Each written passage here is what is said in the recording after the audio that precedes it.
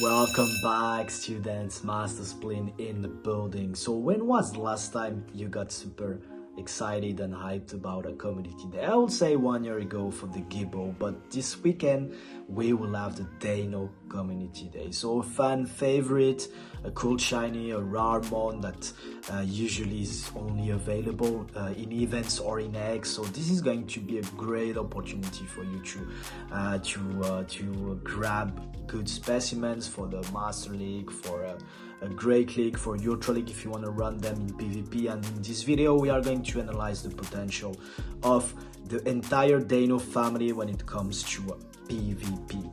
So first of all, the highlights, as usual, we just put down here the infographic made by Legend. A key highlight for me, there is going to be the double catch candy for Deino, double chance to have XL candies as well, one additional trait, and the reduced egg hatch distance, which is in my opinion a good opportunity for you to hatch some eggs, especially if you are stacking those 12-kilometer eggs. It could be a great opportunity. What are our advice to prepare the community day in advance? First of all, 1 incense to cover the entire duration of the event, so that you can just catch additional Deinos spawning in your incense. Lures if you are planning to play with friends. Lucky egg as well. When it comes to Pokeballs, our advice will be really to stack on those Ultra Balls and Great Balls, so that you can just throw that and maximize the catching of the mons. If you are also running a Go Plus, obviously you should have some Pokeballs as well. If you are planning to hatch eggs, good investment into incubators. When it comes to Mega Evolution, so Deino is part Dragon and part Dark. So there you could go to maximize the candies with a Dragon or with a Dark type. I will favor, to be honest, a Dark type there. Why? Because you could use this Dark type in Mewtwo raids as well, and that's going to be, let's say, a bonus. So you will have the candies on one side for the community day, and you will have a top performer for raids. And in my opinion, their Mega Gyarados or Mega Udoom are the best candidates. What are the optimal PvP Ivs for Hydreigon? In the Great League, it's 0, 15, 10 at level 50.5, 0, 15, 15 for the Ultra League, and obviously the Undo are similar for the Master League. The other members of the family as well have some visibility and some really playability. In Little Cup you could use Deino, 1, 15, 14, and in the Great League Zweilous is quite good as well. So before moving up to what are their performances in PvP, I will leave the floor to Talonflo so that he can a bit present you the move pool and the diversity of the moveset of the entire family. Talonflo, the floor is yours.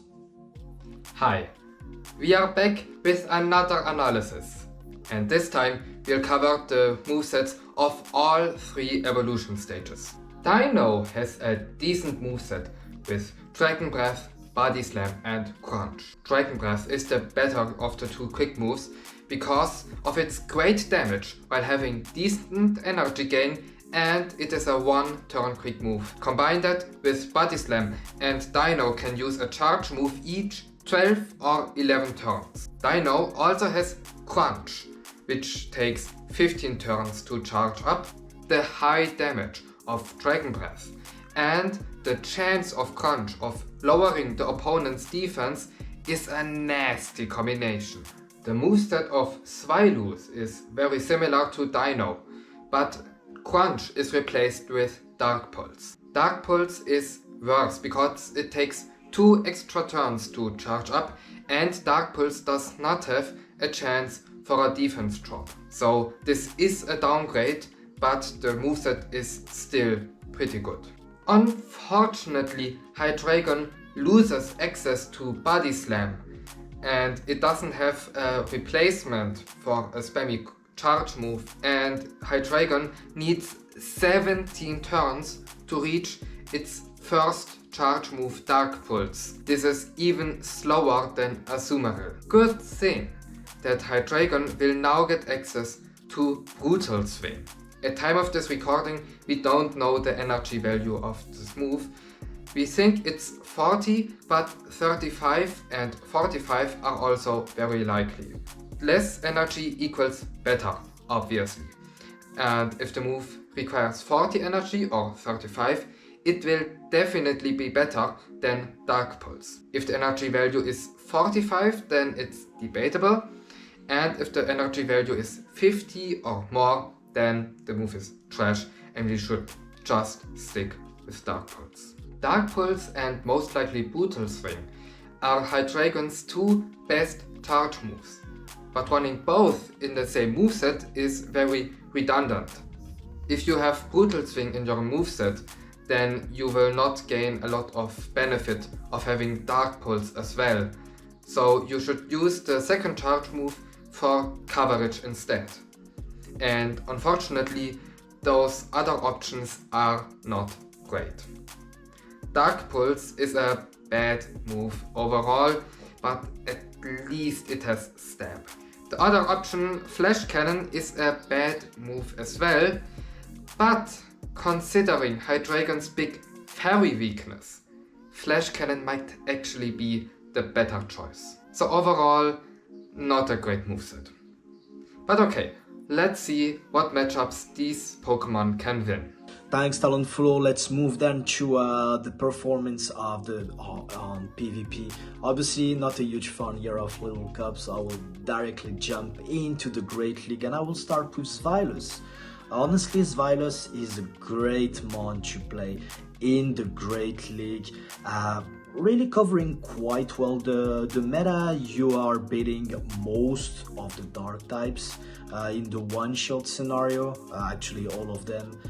You are winning against some of the dragons. You are even able to pick some ice types like Lapras, for instance. You need to bait, yes, but really good coverage. And like just Talonflo explained just earlier, you have the Dragon Breath damage plus the Body Slam spam, and you have the nuke, kind of pseudo nuke with Dark Pulse. So really, in my opinion, a mon that is quite interesting to have for the coverage that you can have, and especially shining in restricted metas, as we are going to discuss a bit later.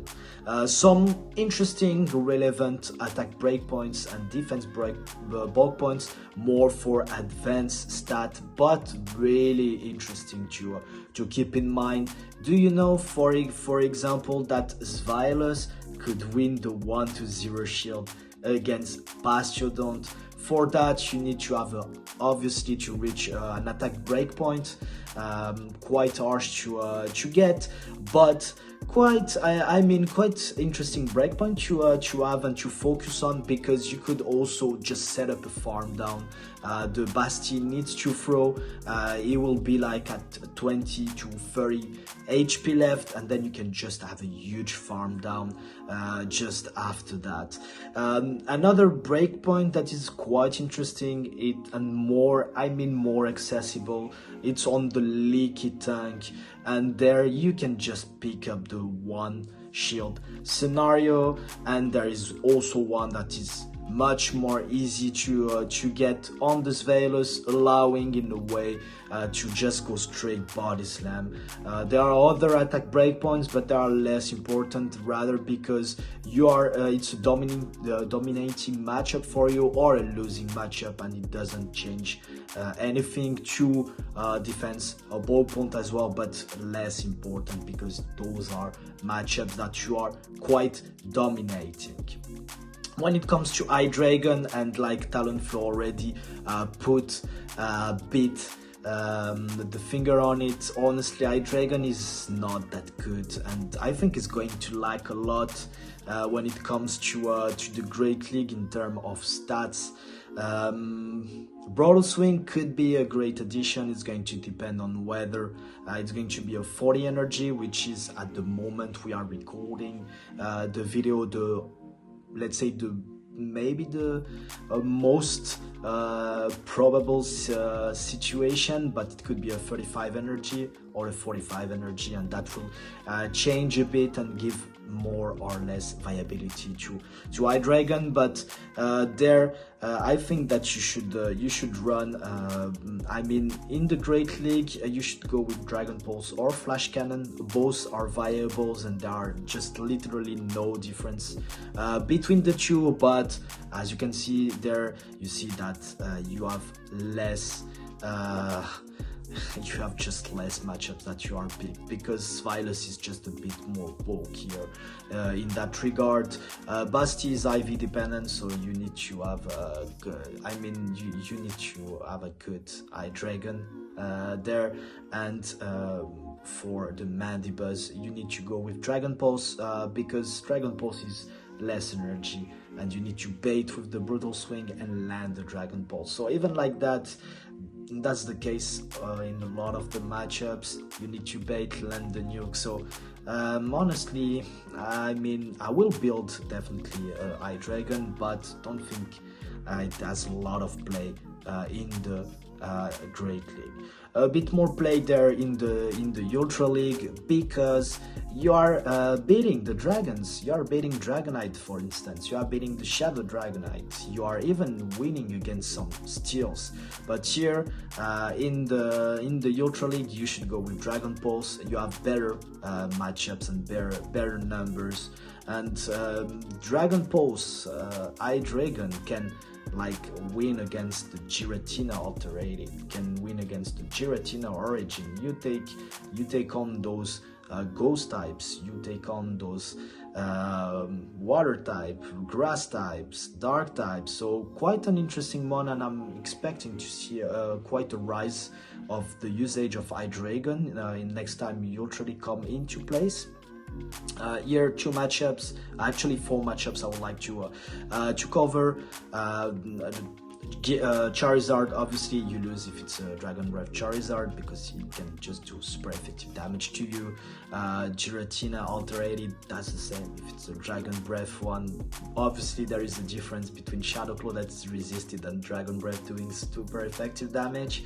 And when it comes to Snorlax and to Swampert, you actually need to have a great PvP IV Hydreigon if you wanna to secure this against every IV spread from your opponent. Let's move to the Master League, and here in the Master League, that's a bit going to same. I mean, it's going to be a cool one to run in Premier Cup, I think, because you could break actually some pretty decent cores out there that are used, like for example Gyarados double steel core.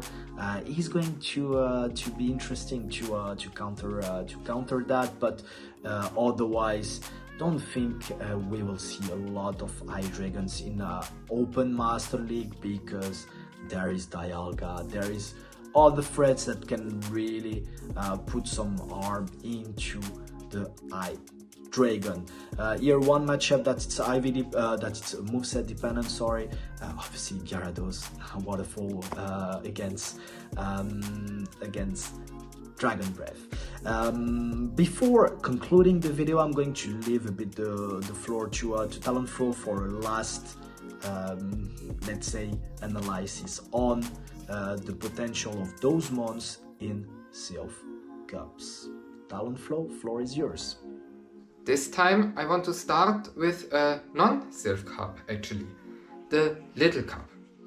Bronzor in the Little Cup is one of the few instances of a 5 Gale Wing Pokemon.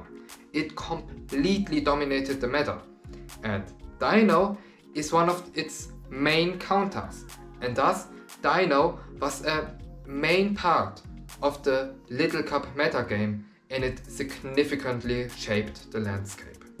In Silph, Zweilous is an absolute elite Pokemon. It's either top meta or at least high tier in every single Silph format in which it was legal.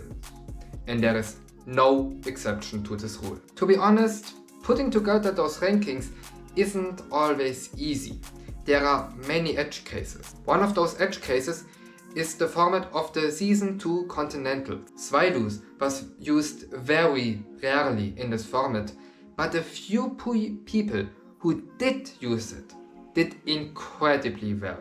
In APEC, only 2 players out of 63 used Zweilous in their team, and both of them reached the top 8.